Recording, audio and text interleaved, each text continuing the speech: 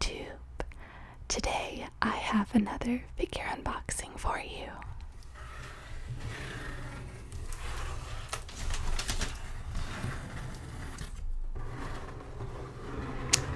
Just gonna make some cardboard sounds to start off with.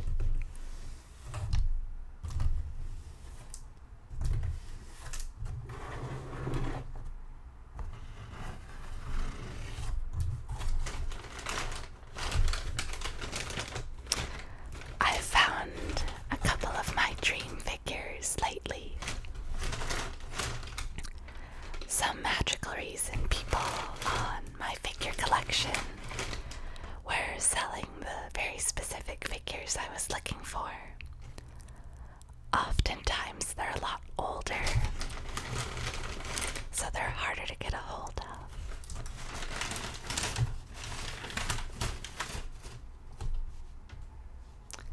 So today's package is from a seller off of my figure collection.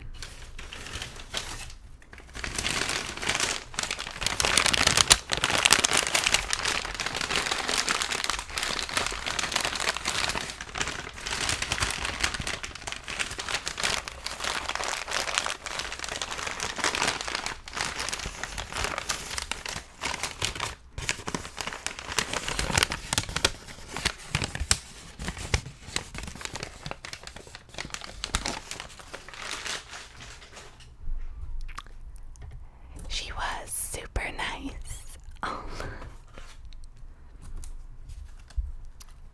it's upside down. She wrote me a really sweet note on super cute note paper.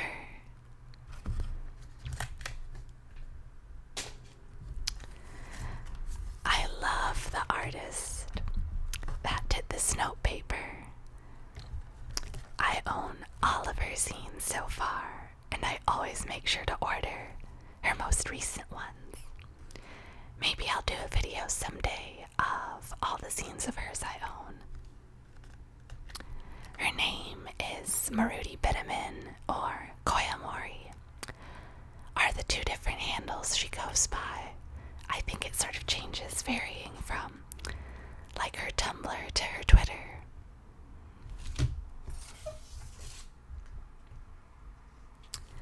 Oh, but yeah, the note's so cute. You probably already read it while I was talking. She put a manga and a keychain in there for me. She was so sweet.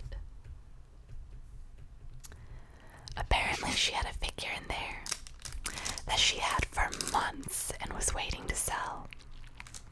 And I was finally the person to buy it, which was really kind of funny to me, because the figure in question I had been looking for forever and was having such a hard time finding it for not an outrageous price.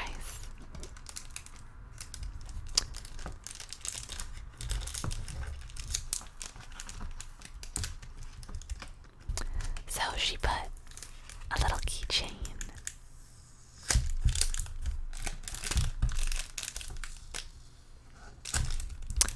on a Cardcaptor Sakura card, which is a manga I love, and I've always wanted to buy the big box set of all the cards. And this one's the Erase.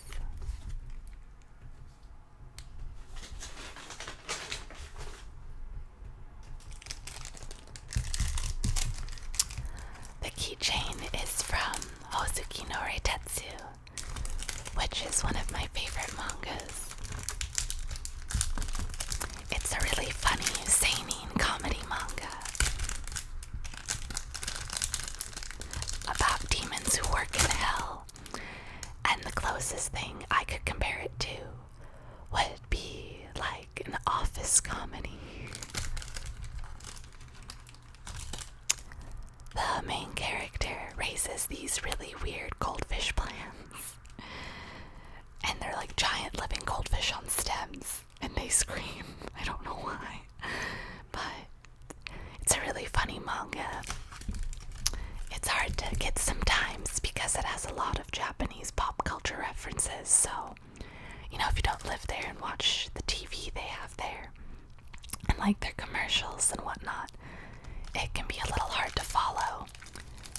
But the translator does a really good job of like linking to what's being talked about or explaining it in a cliff note.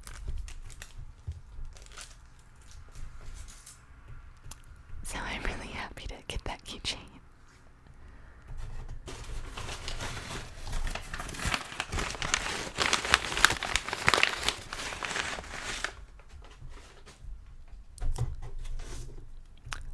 So the manga she put in for me was this Neon Genesis Evangelion manga. I haven't heard of this one specifically because I don't think it follows the original canon. I think it's kind of like an alternate universe. Oh.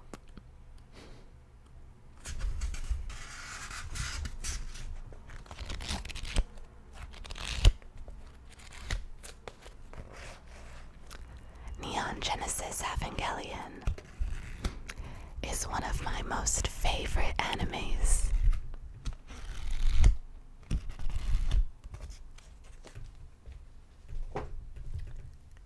It was so interesting, and I loved all the psychological elements.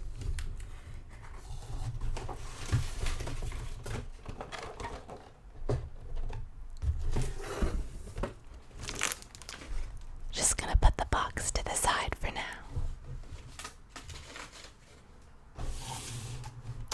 And speaking of Neon Genesis, that's the first figure.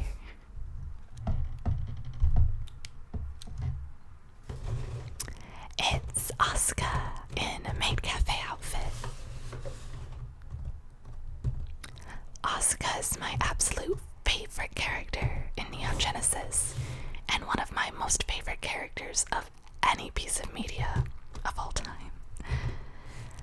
I really related to her when I first watched the show, in the way that she tried to be really independent and tried to make up for her shortcomings and weaknesses on her own, even though asking for help is important sometimes. She's sort of like the opposite of Shinji, where he wants everyone to help him, he wants the connections with people. She shuns them off in an attempt to hide her pain. And I just thought the show was so interesting, how it showed lots of different archetypal personalities. I love this series of figures. They're like at school collection. They're mostly just prize figures, but I just love the really cutesy style. Which is funny because it doesn't fit the series tone at all. But I love cute things, even if most of the manga I like is very violent and dark.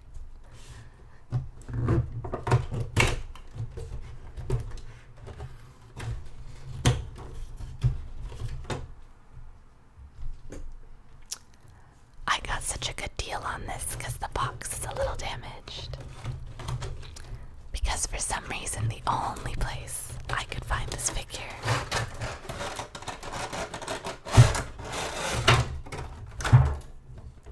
otherwise was on eBay for outrageous prices.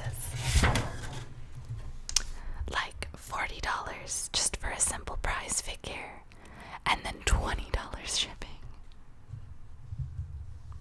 Which I just thought was crazy.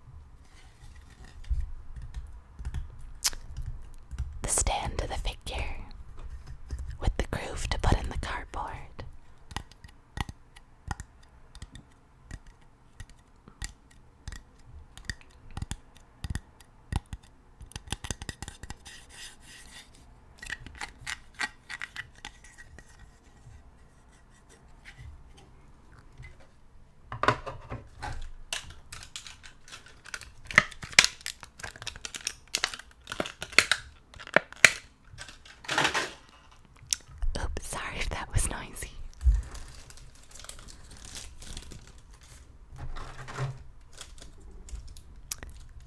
She's got plastic. Oh.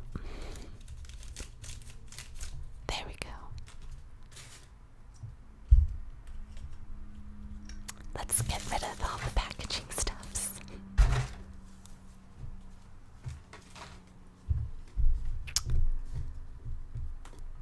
Ta-da! In all her cute glory. It's funny that she looks so cutesy here. That doesn't really fit her personality, but it's cute. I don't know if this is supposed to be like a little cake. A strange little cat-shaped cake. I don't know. You know, for prize figures, I think this line is really nice. Like, they have the more shiny finish for like her plug suit, little hair clips. I forget what they're called in the anime now. Don't get mad at me. And the shiny finish on her shoes, whereas everything else is matte. Let's see how you fit in here.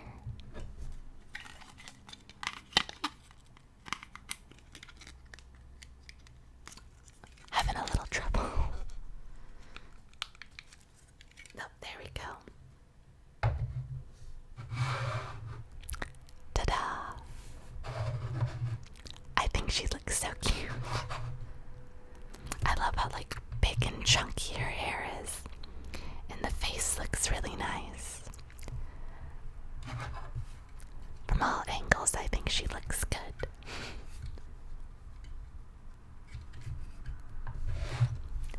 Ta-da! I have another Asuka, or a few other Asuka like prize figures that I really like too. Let's see if I can grab it off the shelf.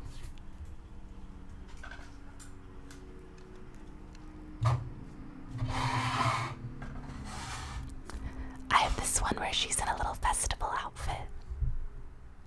It's based off of an illustration.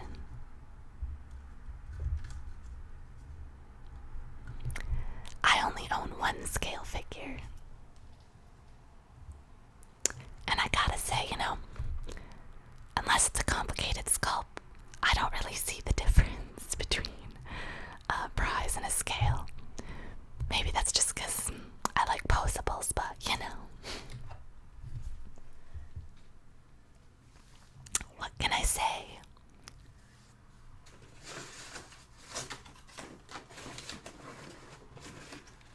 And the final figure, which I'm so excited about, is the yellow Tachikoma from Ghost in the Shell standalone complex. Ghost in the Shell is my most favorite anime of all time, hands down. The movie, the series, perfect, beautiful, I love them. I'll probably go into why I love them so much another day when I open the two other Tachikomas I have. As you can see on the back, there's the other two. The blue one is my favorite since it's the classic one, of course. This figure is brand new. Well, it's old, but it's never been opened, besides, I guess, me now. Which makes me very happy. Not that I really would have minded much if someone else had opened it and, you know, it was gently used. So if you're not familiar with Ghost in the Shell, it's a cyberpunk, near future, sort of political and sometimes psychological, kind of sort of government police themed series. Deals a lot with technology and how that affects politics and people and ethics. And the Tachikomas are little tank AI robots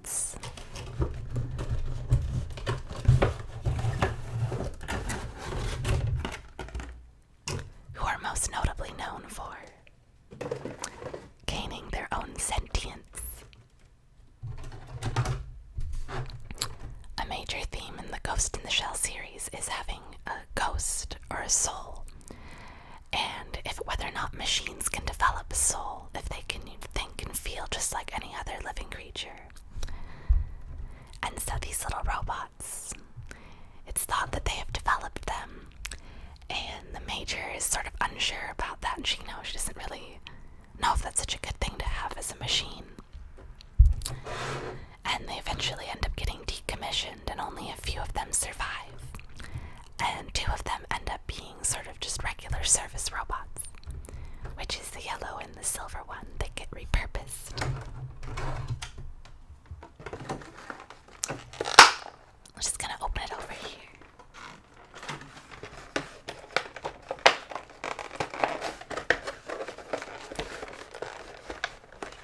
I didn't see extra tape on the sides of the packaging.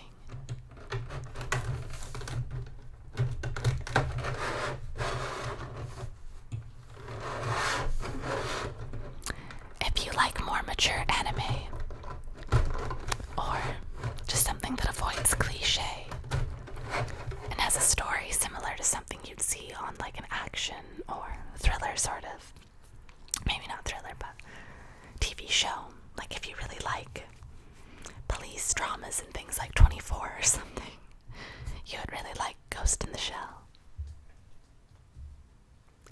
Also, if you love sci-fi stories, especially anything to do with like androids and AI, which is what I really love. I absolutely love stories that deal with artificial intelligence. Blade Runner being my favorite movie. You would also like the series then, if you like that too.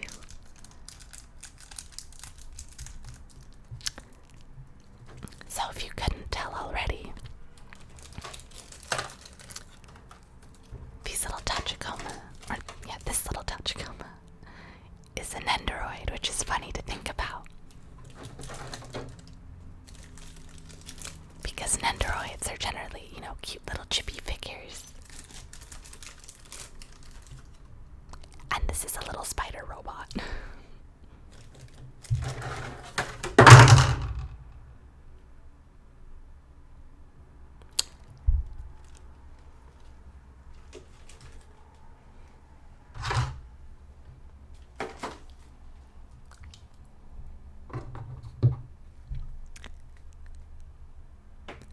So here he is.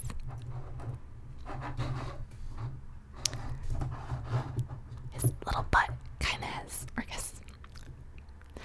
I guess it counts as a butt. He's a little spider guy. It has some articulation, as do his little legs.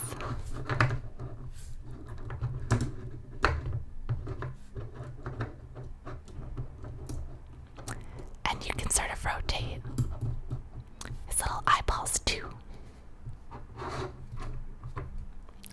I think the Tachikomas have such cute designs.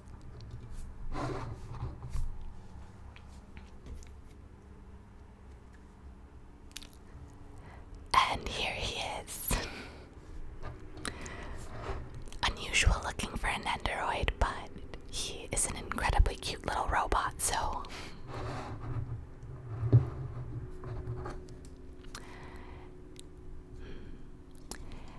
he has articulation on his little butt thorax part, and so do all his leg joints. You can turn his little eyeballs too.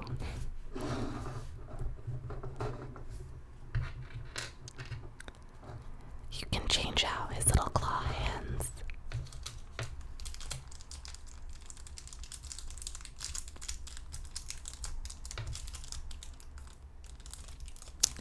So he can have different little poses, I guess, as much as you can pose a small robot.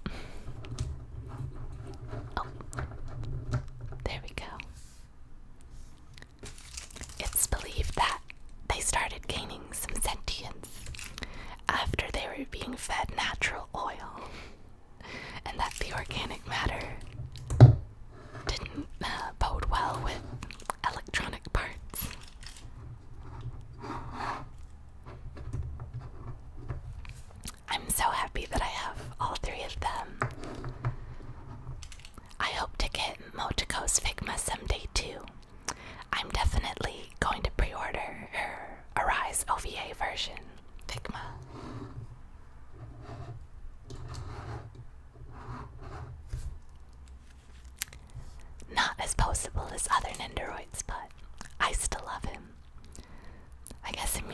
I love the series so much, so it doesn't matter to me if he couldn't move at all.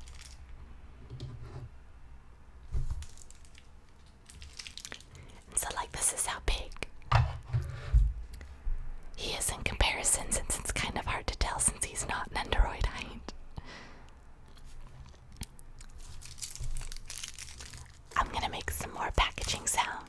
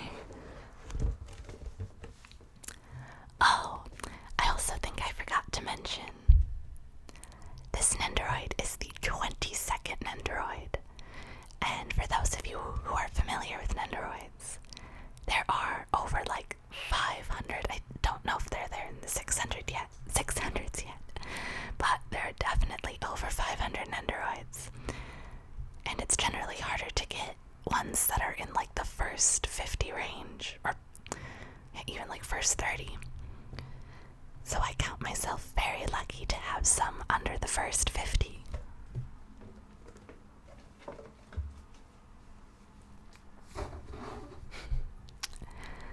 So thank you for watching this video. I know it might have been a little short since the figures weren't terribly poseable or anything, but I hope you enjoyed it either way. And thank you to everyone who's subscribed recently. I know I say this in every video, but I want to thank every new person every single time, because it really does mean so much to me. I'm already over 100. I'm at like 115 or 118 or something, and it just floors me that many people like my videos. So I hope you keep watching and keep enjoying, and let me know if there's anything you'd like to see. Definitely lots more figures. I have a couple of art books. I have a Tokyo Ghoul one if you'd like to see that. Let me know. And I'll keep doing my best. I might be a little slow on videos in the next week or two because PAX Prime is coming up, which is the big West Coast gaming convention. Besides like E3, this one I think is a little more accessible. You get to play a bunch of the games and check out what developers are doing, and there's a huge indie game section, which is what I'm